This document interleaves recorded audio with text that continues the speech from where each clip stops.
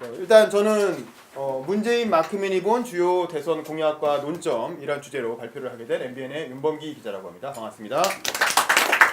다음 조입니다. 여기 있죠.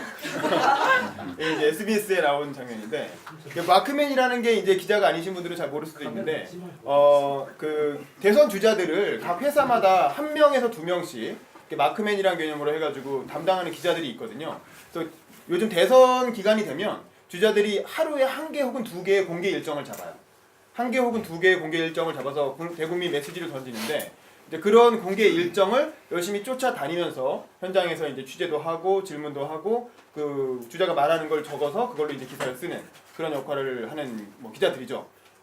저 같은 경우는 원래는 박원순 시장 마크맨이었어요. 서울시 오래 출입했잖아요. 박원순 시장 마크맨으로 국회에 왔는데 이장님이 계속 불출마를 선언하시는 바람에 갑자기 이렇게 붕 떠서 할 수 없다 그럼 너도 문재인 해라 이렇게 해서 문재인 이진으로 갔다가 이진이 친구가 이제 임신을 해가지고 휴직에 들어가는 바람에 본의 아니게 일진 들어온 지 2달밖에 안 됐는데 이렇게 하고 있어요. 열심히 쫓아다니고 지금도 매 눈으로 열심히 이렇게 문 대표님이 말씀을 잘 하시나 틀린 게 없나 잘 보고 있습니다. 이제 제가 한 달에서 한 2달 정도 탄핵 때부터 지금까지 문재인 대표님 마크맨을 하면서 문재인 대표님이 여기저기서 발표한 주요 대선 공약들을 쭉 지켜봤어요. 쭉 지켜보면서 좀 사실 모든 공약을 다 소개할 수 없잖아요. 짧은 시간에. 그 중에서 가장 이슈가 되고 논란이 됐던 그리고 문재인을 대표하는 그런 특징적인 공약들 몇 개를 추려봤습니다. 그걸 중심으로 먼저 말씀드릴게요. 다음 일단 주요 공약을 먼저 살펴보고 정책적인 논란 그 다음에 문재인이 꿈꾸는 나라는 무엇인지 한번 고민해 보겠습니다. 다음 일단 제일 큰 게 이거죠.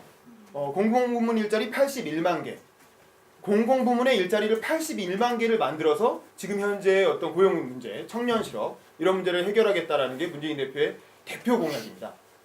이 정책을 발표한 이후로 거의 매일 하루도 끊이지 않고 이거에 관련된 기사가 쏟아져 나오고 이슈가 되고 있죠. 자, 그럼 무슨 내용인가? 다음 이런 겁니다. 공공부문의 일자리 81만 개를 만들겠다는 건데요. 이 근거는 이래요. 다음 OECD 2012년에도 마찬가지로 비슷한 공약을 했었고요. 왜 이렇게 나오냐면 OECD 평균에 따르면 일자리라는 건 당연히 민간 영역의 일자리가 있고 공공 영역의 일자리가 있겠죠. 그런데 OECD 평균 우리나라가 가입해 있는 선진국 국가 클럽인 OECD의 평균으로 봤을 때 공공 부문의 일자리가 평균적으로 21%라는 거예요. 그럼 나머지 79%는 민간 부문 일자리겠죠. 그런데 다음 한국은 7%밖에 안 된다는 거예요. 그러니까 OECD 평균 통계를 보면 공공부문은 유럽이나 일반적인 선진국들이 21%에 해당하는데 한국은 7%밖에 안 되기 때문에 결론이 뭐겠어요? 공공부문 일자리가 굉장히 적다. 민간 부문에 비하면. 그러니까 문재인 대표가 하는 말은 7%를 21%는 3분의 1밖에 안 되는 거잖아요. 3분의 1까지 안 가고 2배만 늘려서 14%까지만 된다고 하더라도 통계적으로 보면 현재 일자리 숫자를 볼 때 한 80만 개 정도의 일자리를 추가로 만들 여지가 있다라는 게 기본적인 이 81만 개가 나온 근거입니다. 다음. 잠시 팝업 질문하면 공공 안 됩니다. 좀 이따가. 공무원을 말하는 좀 이따 한꺼번에 질문 받을게요. 그래서 이제 2배만 늘려도 81만 개가 된다는 거고요. 근데 이제 이게 이 공공 부문이라는 걸 뭘로 볼 것이냐가 좀 애매해요. 사실은 논란의 여지가 있어요. 그 얘기는 나중에 묶어서 말씀드릴게요. 다음. 특히 이제 그럼 뭐라고 물어봤을 때 일단 소방관 많이 부족하다는 거죠. 경찰 많이 부족합니다. 그리고 복지 분야에 있는 다양한 일자리들이 많이 부족하다. 그래서 이런 분야를 중심으로 일자리를 많이 늘려서 공무원 일자리를 늘리겠다는 거고요. 다음. 그래서 일단 공무원 근데 이제 다 공무원은 아닙니다. 옆에 표에 있는 것처럼 공무원이라고 우리가 말할 수 있는 소방관, 경찰 이런 누가 봐도 공무원인 직업 있죠. 평생 고용 보장이 되고 나중에 연금까지 줘야 되는 그런 의미의 공무원은 한 17만 4천 명 정도 된다고 해요. 그러니까 전체 중에 한 22% 정도를 공무원으로 뽑겠다는 거고요. 그러니까 이게 공공부문 일자리 81만 개라고 하니까 아니 우리나라 전체 공무원이 100만 명이거든요. 우리는 김영삼 정부 이후로 그 공무원 정원제를 두고 있어요. 100만 명 이상 공무원이 늘지 않도록 규제를 하고 있는데 그 중에 81만 개를 늘리겠다면 공무원을 갑자기 2배로 늘리겠다는 거냐. 미친 거 아니냐. 이런 얘기가 당연히 나오죠. 그래서 이제 자세히 설명을 이렇게 한 거죠. 그게 아니다. 공무원을 180만 개 늘리겠다는 게 아니고 한 17만 명 정도의 공무원을 늘리고 그다음에 다음 민간 위탁. 지금 현재 공공기관이 해야 될 일인데 공무원을 못 늘리게 막아놨기 때문에 할 수 없이 민간 부문이 하고 있는 일들이 있거든요. 예를 들면 어린이집이라든가 타가소라든가 그런 것들을 민간 위탁해서 하고 있는 여러 가지 일자리들 그런 것들을 한 63만 6천 개. 그러니까 이 두 개를 합치면 81만 개가 나오는 거죠. 아마 그러니까 공무원 일자리를 먼저 이게 숫자를 추리고 나서 나머지 81만 개를 그냥 나머지를 다 민간인 이 간단하게 계산한 거죠. 그래서 대략 보면 공공기관에서 일하는 정규직, 그러니까 비정규직인 사람들을 정규직으로 전환하는 비율이 한 33만 명, 41%쯤 되고, 그 다음에 나머지 사회 서비스에 종사하는 사람들, 그러니까 공무원은 아니지만 공공부문에서 일할 듯한 그런 이제 서비스업을 한 30만 명 정도 더 늘리겠다. 뭐 이런 취지인 것 같습니다. 혹은 기존에 일하고 있는 사람들의 처우를 좀 개선하겠다. 뭐 이런 뜻이에요. 다음. 그래서 민간 부문에 속해 있던 일자리를 질 좋은 일자리로 만들어서 공공부문으로 전환하겠다라는 게 기본적으로 공공부문 일자리 81만 개 공약의 요지입니다. 다음. 그래서 이제 대략 보면 뭐 이게 추산한 거 보면 자세하게 있어요. 근데 지금 설명이 너무 복잡하고 대략적으로 5년에 걸쳐서 한 21조 원 정도의 예산이 든다라고 국민성장이라는 문재인 캠프의 싱크탱크는 밝히고 있습니다. 그러니까 21조라는 게 뭐 이 17만 명 정도의 공무원을 한 연봉 3천 정도를 기준으로 해서 몇 명 정도 곱하기 17만 하고 뭐 기타 나머지 비용을 그 5년 동안 한꺼번에 뽑는 게 아니니까 5년간 17만 명 뽑는다고 치고 연간 들어가는 월급 계산하고 뭐 대충 이런 식입니다. 거기에다가 이제 기존에 있던 질 좋은 일자리를 전환했을 때 추가로 들어가는 비용 뭐 이런 걸 대충 추산해 가지고 나온 금액이 21조 원인데 사실 이 21조라는 숫자가 약간 좀 의심스러워요. 왜냐면 이게 어디서 많이 생각나지 않았어요? 21조?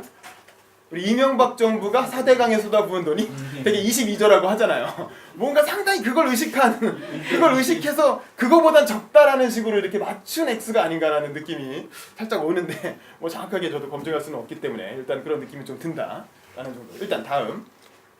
그래서 이런 거예요. 문재인 대표가 직접 이런 식으로 공개 일정을 하는 거죠. 그러니까 택배원처럼 실제로 옷도 입고 자기가 지금 택배 배달을 하면서 이런 일들. 사실은 옛날에 집배원은 다 공무원이었잖아요. 옛날에 우편 배달부는 다 공무원이었잖아요. 근데 요즘은 우편 배달부 중에서도 공무원이 아닌 사람들이 많잖아요. 왜냐하면 수요는 늘어나는데 공무원을 못 늘리게 법으로 막아놓으니까 할 수 없이 그걸 비정규직, 계약직으로 돌려서 이렇게 공무원이 해야 될 일을 같이 하고 있거든요. 참고로 말씀드리면 제가 결혼불능세대에 인용한 저희 쌍둥이 형도 이런 일을 했던 거죠. 우리 형이 이제 그 우체국에서 우편을 분류하는 그런 일을 했었죠. 우리 형도 한 2년 이상 일하니까 무기계약직으로 전환이 됐었는데 공무원이랑 똑같은 자리에서 똑같은 일을 하는데 월급은 120만 원. 야간에 일해도 150만 원. 뭐 그랬다라는 거죠. 그래서 제가 이 조직이 발표되고 나서 우리 형한테 빨리 연락을 해가지고 그거 다시 할 수 없냐고. 지금 벌써 그만뒀거든요. 그거 다시 하면은 내년이면 정규직 될 수도 있는데 야야 이미 끝났어. 에이씨. 그러니까 별로 이렇게 도움을 못 받고 있다라는 안타까움. 그러니까 이런 거예요. 이런 일자리들을 정규직화해서 더 좋은 질 좋은 일자리로 만들겠다라는 게 대표 공약이고 당연히 논란이 많죠. 당연히 논란이 많고 일단 17만 개나 공무원 일자리 늘리겠다는 거 아닙니까? 어쨌든 그동안 우리가 정원 수를 100만 명으로 맞춰놓은 건 그 이유가 있는 건데 그걸 17만 개나 늘리는 게 과연 바람직하냐? 그 예산 어떻게 할 거냐? 연금까지 줘야 되는데 뭐 이런 문제도 있을 수 있고요. 하여간 이 통계 수치도 조금 애매한 좀 부분들이 있는 것 같아요. 그래도 어쨌든 그렇게 주장을 하고 있습니다. 다음. 그 다음에 이제 또 일자리 관련해서 또 하나 굉장히 중요하게 얘기하는 건 지역 인재 30% 선발하겠다는 거예요. 이건 무슨 뜻이냐면 다음. 혁신도시 시즌2하고 관련이 되어 있는데 우리가 기억하죠. 노무현 정부 때 가장 중요하게 추진했던 국정과제가 뭐였죠? 지역균형발전이었죠. 지역균형발전을 얘기하면서 세종시를 만들어서 정부의 중앙부처가 내려가고 세종시를 제외한 나머지 지역엔 어떻게 했습니까? 정부가 가지고 있는 공공기관들, 다양한 공공기관들을 지방으로 강제 이전을 시켰죠. 일종의 조선시대 3인 정책 같은 그런 식으로라도 해서 억지로 인구 분산을 시키겠다는 거였는데 그 지역균형발전을 달성하겠다는 거죠. 그게 혁신도시였고 참여정부가 시행했던 걸 혁신도시 시즌1 그리고 문재인 정부가 들어서면 혁신도시 시즌2를 실시하겠다는 게 또 주요 공약입니다. 이 혁신도시 시즌2 얘기는 지역을 돌 때마다 그 대선 주자의 주요 일정이 서울에서 주요 정책 발표하는 거하고 각 지역 도는 거잖아요. 그러니까 지역만 돌았다 하면 이 얘기를 하는 거예요. 그래서 이 지역에는 뭐 한전이 가 있고 이 지역에는 무슨 공사가 가 있고 그러니까 이 지역에 있는 혁신도시를 시즌2로 발전시키겠다. 뭐 이런 거죠. 다음. 뭐 이를테면 이런 거예요. 참여정부가 했던 지방 분권 구성을 계승하는 건데 다음. 공공기관의 이전을 넘어서서 아예 사람들이 살 수 있는 정주도시로 만들겠다. 지금은 그냥 공무원들이 출퇴근만 하는 개념이잖아요. 그게 아니라 온 가족이 다 내려가서 살 수 있도록 정주할 수 있는 도시로 만들겠다라는 게 시즌2의 핵심이고 그러려면 다음. 공무원뿐 아니라 가족들도 정착하게 해야 된다는 거예요. 다음. 그러려면 이제 교육이나 문화나 그런 다양한 시설들도 같이 만들어야 된다는 건데 그런 얘기를 하면서 같이 얘기하는 핵심 공약이 이거예요.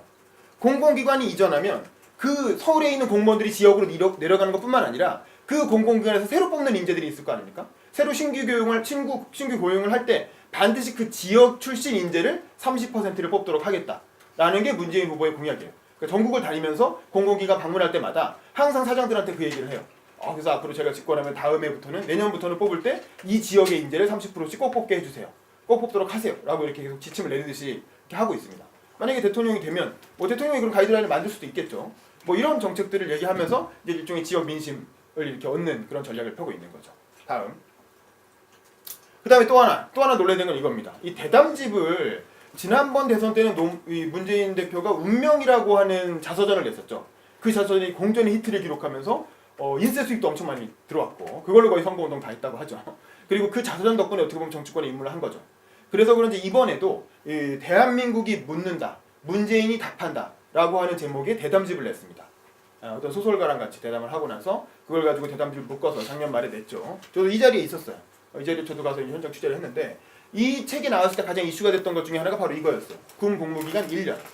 군 복무기간을 지금 현재 21개월까지 단축이 돼 있죠.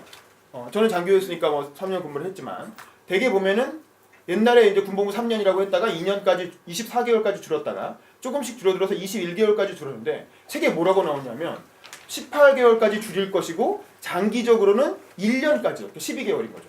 12개월까지도 검토할 수 있다라고 얘기했어요. 그 기자들이 뭐라고 쓰겠어요? 18개월 단축은 지난 대선 때 했던 얘기거든요.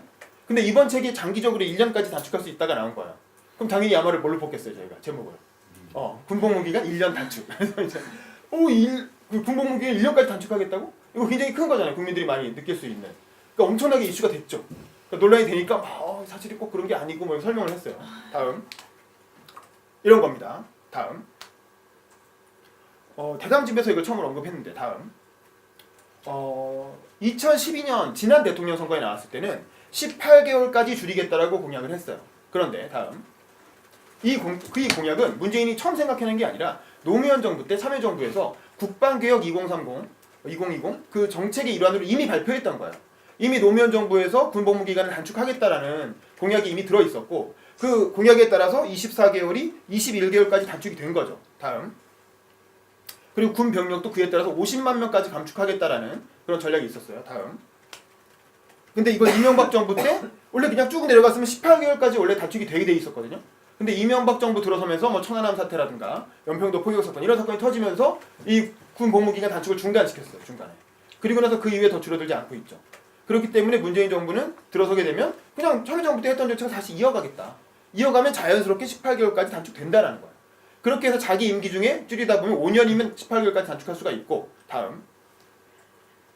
그래서 재가동하면 임기 중에 18개월 단축 가능하다는 거죠. 다음. 장기적으로는 1년까지도 단축시킬 수 있다. 그런 방향으로 쭉 나아가면 이렇게 얘기한 겁니다. 근데 이렇게 나가니까 갑자기 이제 1년 단축 말이 되느냐, 국방을 다 팽개치겠다는 거냐, 온갖 논란이 일어났죠. 그러니까 이걸 해명하는 과정에서 내 임기 중에 1년을 하겠다는 게 아니라 장기적으로 가능하다는 거고 내가 공식적으로 공약한 건 18개월이다 라고 이제 다시 이렇게 정리를 하셨죠. 그래서 또 말 뒤집었다. 말 뒤집는 문재인. 이런 논란이 일어났지만 어쨌든 본인은 그렇게 얘기했다는 거예요. 다음. 그 다음에 이제 이거의 전제는 뭐냐면 군 병력은 50만 명으로 감축하는 대신 국방 예산을 늘린다는 거예요. 국방 예산을 늘린 게 노무현 정부의 굉장히 또 큰 특징이었죠. 자주 국방 정책을 강조를 하면서 국방 예산을 굉장히 늘렸죠. 그리고 돌고래형 군대니 뭐니 해가지고 되게 이렇게 병력이 많은 군대보다 되게 효율적이고 강력한 군대. 그래서 해군과 공군을 강화하는 그런 전략을 썼죠. 그런 방식으로. 근데 해군과 공군은 주로 첨단 무기 위주의 군대잖아요. 그러다 보니까 자연스럽게 국방 예산이 늘어날 수밖에 없는 그런 구조를 가지고 있었죠. 다음. 이와 함께 또 하나 중요한 게 정말 문재인 대표가 하고 싶었던 얘기는 사병월급 인상이라는 거예요. 그래서 사병월급 인상을 어느 정도까지 올리냐면 다음. 이 최저임금에 연동해가지고 조금씩 올려서 나중에 최저임금 수준으로까지 올려주자라고 하는 게 문재인 대표의 얘기였고 그와 함께 사병이 줄어드니까 줄어드는 전투력을 이 부사관 등 직업군인으로 보충하겠다. 이런 구상이었습니다. 다음. 그리고 또 하나 교육공약에서 굉장히 이슈가 됐던 건 이거였어요. 국공립대 통합 네트워크. 이게 서울대 폐지하겠다는 거냐 이런 논란이 좀 있었는데 이것도 역시 대담집에서 나왔던 내용이죠. 다음. 일단 2012년에도 공약했던 내용이에요. 다음. 이게 뭐냐면 서울대와 지방에 있는 국립대 있죠. 부산대, 경북대, 경남대 이런 대학들이 있잖아요. 그걸 다 하나로 묶겠다는 거야. 하나로 묶어서 공동 학위제를 주겠다는 거야. 그러니까 서울대를 들어오나 부산대를 들어오나 다 똑같이 같은 학위를 받게 되는 거죠. 그냥 국립대 졸업생으로. 다음. 그래서 캠퍼스별로 학점을 고려하게 하고 어느 대학을 나와서 어디서 수업을 듣든 다 졸업 학점으로 합쳐지는 거예요. 다음. 그리고 교수도 서울대 교수가 부산대 가서도 교수하고 전남대 가서도 강의하고 이런 식으로 순환하면서 강의를 할 수 있게 이렇게 다 묶어내겠다는 거죠. 하나의 네트워크로. 다음. 이게 사실상 서울대 폐지론 아니냐라는 논란이 당연히 일어날 수 있겠죠. 그랬더니 다음. 그게 아니다. 이거는 서울대를 폐지하겠다는 게 아니라 모든 국공립대를 서울대 수준으로 업그레이드하겠다는 취지다라고 설명을 했습니다. 뭐 이렇게 얘기하긴 했는데 어떻게 생각하세요? 다음. 이게 이렇게 함으로써 대학 서열화의 폐지를 하기 위한 단초를 마련하겠다. 왜냐하면 민간 사립대를 어떻게 할 수 없으니까 일단 국립대부터 손보겠다. 뭐 이런 취지예요. 취지는 알겠어요. 다음. 근데 이제 모든 학생들이 다 그럼 나 서울에서 수업 들으려고 서울로 다 올라오면 어떻게 할 거예요? 지방대학 다 공동화되고 서울에서 수업 듣겠다고 올라오면 어쩔 것이냐. 다음. 또 교수들이 과연 지방으로 내려가겠느냐. 교수들을 어떻게 지방에서 강의하도록 만들 것이냐. 뭐 이런 논란이 있을 수가 있죠. 다음. 이런 거에 대해서는 별로 대답하지 못하고 있어요. 그 다음에 그러면 그래 독립대는 그렇게 한다 치고 민간 사립대의 서열화는 어떻게 할 거냐. 이것도 또 애매한 문제입니다. 이것도 사실 정확한 답을 내놓지 못하고 있어요. 다음. 4차 산업혁명 관련해서는 대통령 직속으로 청와대 산하에 4차 산업혁명위원회라는 걸 만들어서 4차 산업혁명을 청와대가 정부가 대통령이 주도해서 적극적으로 뭐 끌고 가겠다 뭐 이렇게 얘기를 했죠. 이렇게 얘기했더니 뭐라 그랬습니까? 안철수나 안희정이나 다른 대통령 후보들은 뭐라 그랬어요? 4차 산업혁명은 정부가 끌고 가는 게 아니라 민간이 해야 될 일이다. 이렇게 정부가 뭐 청와대 무슨 위원회 이런 거 만들어서 끌고 가겠다는 발상 자체가 옛날에 박정희 정부가 했던 정부 주도형 어떤 개발식의 발상이다라고 해서 비판을 많이 받았죠. 그러니까 오늘 ICT 뭐 현장 리더와의 간담회 이런 걸 열어가지고 이거는 사실은 정부가 하는 게 아니고 나는 그냥 이렇게 옛날에 김대중 정부 때 인터넷 인프라 깔아준 것처럼 자기는 인프라만 깔아줄 거고 실제로는 뭐 민간 리더들이 할 거다라고 해서 또 오늘 추가적인 간담회도 열었습니다. 다음.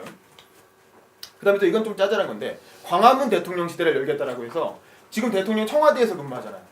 근데 이거를 광화문에 있는 이렇게 정부 청사에 있는 거 아시죠? 거기로 들어가서 직접 직무를 보겠다. 뭐 이런 얘기를 했어요.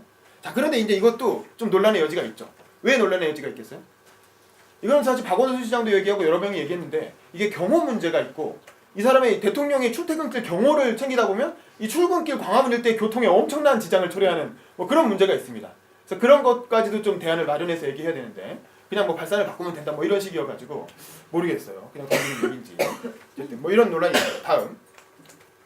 그리고 또 이런 것도 있어요. 부산 지역에 가가지고는 4조에서 5조 원 규모의 한국해양선박금융공사를 설립하겠다.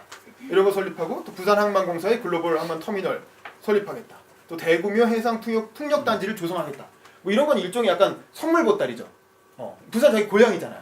자기 고향에 가서 이게 4조 5조 규모의 공기업을 지어주겠다. 일자리도 많이 만들겠다. 그리고 요즘 해운업체 어렵잖아요. 그러니까 4조 5조 규모의 공공기구를 가지고 어려운 해운업체들 발주도 대신 해주고 뭐 이런 식으로 하겠다. 라는 이제 이건 지역별 선물 공약이죠. 뭐 이런 걸 막 던져주고 있습니다. 그러니까 이런 것들이 언론에 소개되고 약간 논쟁이 됐던 그런 공약들인데 대충 들어보면 어때요? 자, 다음 정리를 좀 해볼게요. 이 문재인 정부 공약의 특징은 뭐냐면 첫 번째로는 대부분 2002년 대선 공약의 반복이다. 어디서 많이 들어본 얘기들이에요. 크게 새로운 건 없어요. 다음. 또 하나는 정부의 역할을 강조하는 전통적인 진보 노선이에요. 전통적인 진보 성향의 학자들이 주장하는 정부 주도형 이제 그런 어떤 개혁들 뭐 그런 거죠. 정부가 경제를 끌고 가는 뭐 그런 걸 전제로 한 거예요. 예산도 많이 들어가죠. 다음. 그러다 보니까 당연히 다 대규모 재정 지출이 필요해요. 4, 5조 규모의 항공 뭐 회사 어떻게 만들 거예요? 다 예산으로 만들 거 아닙니까? 81만 개 일자리 어떻게 만들 거예요? 다 예산으로 만들 거 아닙니까? 결국 다 국민들이 내는 세금으로 만들겠다는 건데 그 재원 어떻게 마련할 거냐는 거죠. 그 애매한 부분이죠. 증세를 해야 된다고 원론적으로는 얘기해요. 증세가 필요하다고 원론적으로는 얘기하지만 구체적으로 어느 분야에서 어떻게 증세하겠다는 건지에 대해서는 다음 기회에 얘기하겠다. 라는 식으로 계속 밀어놓고 있죠. 다음. 그러다 보니까 앞으로 저출산 고령화가 될 텐데 올해가 이제 인구 절벽이라고 얘기하잖아요. 푹 꺾이기 시작할 텐데 이로 인해서 분명히 지금 재정의 위기가 올 게 눈에 뻔히 보이잖아요. 사실 상식 있는 사람들은 누구나 다 그렇게 생각하잖아요. 지금 애는 안 낳고 있고 재정 수요는 점점 늘어나고 고령화되면서 복지연금 계속 들어갈 테고 세금은 누군가 내야 되고 근데 이 많은 공약들을 어떻게 다 실현할 거냐 무슨 돈으로 이런 문제가 당연히 들죠. 근데 이거에 대해서 뚜렷한 해법을 내놓지 않고 있다는 거죠. 다음. 국민 또 하나 이런 공약을 만든 집단이 이 이른바 국민성장이라고 하는 싱크탱크 800명의 전문가 그룹입니다. 그 800명 중에 한 분이 저기도 앉아 계신데, 근데 이제 문제는 뭐냐면 이 800명의 싱크탱크가 자발적으로 모여서 정책을 만든 건 좋은데 800명이 모이다 보니까 사실 하나하나의 별처럼 빛나는 보석 같은 좋은 공약들을 대통령이 탁탁 집어내가지고 잘 이렇게 선별을 해야 되는데, 그러기보다는 어떻게 되겠어요? 800명 중에 원래 목소리가 큰 사람, 원래 사회적인 명망이 높은 사람, 그리고 800명이 되게 크게 반대하지 않는 정책으로 수렴될 가능성이 크겠죠. 그러다 보니까 원만하고 무난한, 그러면서 예산은 많이 들어가는, 그리고 딱히 책임지는 사람은 없는 그런 정책들만 살아남아서 대표 공약화되고, 공약집에 다른 800명의 아이디어가 다 들어가긴 하겠어요. 1000페이지 넘게 공약집을 만들어서 전달을 했다는데 그게 실제로 발표도 안 됐어요. 공개도 안 돼요. 그러니까 캠프에서 이제 취사 선택을 하겠죠. 그 중에 어떤 게 들어갈지는 사실은 뭐 불투명한 거죠. 사실 800명의 싱크탱크라는 건 오히려 800명의 이렇게 아이디어가 잘 어우러지면 좋지만 그러기보다는 하향 평준화되는 방식으로 수렴될 가능성이 크다라는 게 제 생각입니다. 다음. 또 하나는 뭐냐면 이게 가장 중요한데, 지금 국회가 여소야되잖아요. 이 여소야대 국회를 너무 전략이 안 보인다는 거죠. 지금 중요한 건 아까 말한 그런 81만 개 일자리나 그런 다양한 공약들, 국권유대 네트워크, 그런 것 중에 일부는 법을 만들지 않아도 대통령의 행정명령으로 할 수 있는 것들도 있어요. 물론. 하지만 그게 아니라 대부분의 정책들, 예산이 많이 수반하는 대부분의 정책들은 법을 만들어서 국회의 동의를 받아야 되겠죠. 근데 문재인 정부가 출범하는 순간 문재인 정부의 여당은 더불어민주당 121석이죠. 근데 121석 갖고 뭘 할 수 있죠? 우리나라에서? 지금 4당 체제고 거기다 국회 선진화법이 있잖아요. 국회 선진화법은 적어도 180석을 가지지 않으면 아무것도 할 수가 없는 시스템이에요. 그렇죠? 지금 사실은 지금이 가장 개혁하기 좋은 호기라고 하는데 우상호 원내대표 아무것도 통과 못 시키잖아요. 18세 선거연령 이하도 통과 못 시키잖아요. 자유한국당이 못하겠다고 딱 막으니까 아무것도 통과 못 시키고 있어요. 근데 문재인 대통령이 되면 국민의당이 협력할까요? 안철수 대표가 협력할까요? 이게 사실 문제인 거예요. 누가 봐도 이게 뻔하거든요. 누가 봐도. 대통령 되는 순간 바로 식물국회입니다. 대통령 되는 순간 바로 여서야 돼. 어떻게든 이 국회와 협치를 하지 않을 수가 없는데 그거에 대해서는 전혀 얘기하지 않고 있어요. 오히려 좀 이따 얘기하겠지만 안희정 지사는 그런 얘기를 하고 있죠. 연정의 필요성 얘기하는데 문재인 대표는 절대 적폐 세력, 오늘도 인터뷰했죠. 적폐 세력, 청산의 대세력과 뭐 연장이 웬 말이냐. 그런 얘기할 때 아니다. 라고 딱 선을 긋고 있죠. 그리고 나서 갑자기 집권하니까 나 이제 집권했으니까 도와줘. 이제부터는 잘해보자. 라고 손 내밀며 가요. 손 잡을까요? 정치인들이. 자, 이런 문제가 있습니다. 사실 아무리 좋은 공약을 얘기해도 실제로 실현하기 위한 정치 전략이 없으면 정책만 있으면 뭐겠어요? 정치가 없는데. 정치가 수반되지 않은 정책은 다 공연불에 불과한 거예요. 다음. 그래서 이제 결국 뭐냐면 대통령 차원에서 아까 말한 정책들은 다 이전에 이슈화되고 논란이 됐던 정책들인데 대통령이 생각하는 나라의 모습, 도대체 이 문재인이라는 사람이 대통령이 되면 어떤 나라를 만들고 싶은지에 대한 좀 뚜렷한 그림이 안 보여요. 그냥 여기저기서 들은 듯한 좋은 얘기들을 막 하고 있긴 한데 도대체 어떤 나라를 만들겠다는 건지에 대한 명확한 그림, 대통령 차원의 어떤 국가 비전, 평생을 이 국가의 어떤 모습을 상상하면서 이렇게 성장한 그런 직업 정치인이 아니다 보니까 아무래도 우리나라의 명망가들이 그냥 어렴풋하게 가지고 있는, 진보 진영이 가지고 있는 그런 형태의 공정한 나라, 반듯한 나라. 그러니까 지난 대선 때 그런 얘기 했잖아요. 뭐 출발은 어떻고 과정은 어떨 것이고 결과는 뭐 이런 얘기는 레토릭이잖아요. 그게 아니라 정말 자기 마음에서 우러나오는 그런 대통령으로서의 국가 비전을 가지고 있는가에 대한 의구심이 든다. 라는 게 마크맨으로서 제가 2달간 지켜본 문재인 대표에 대한 인상이었습니다. 이상입니다. 다음 우리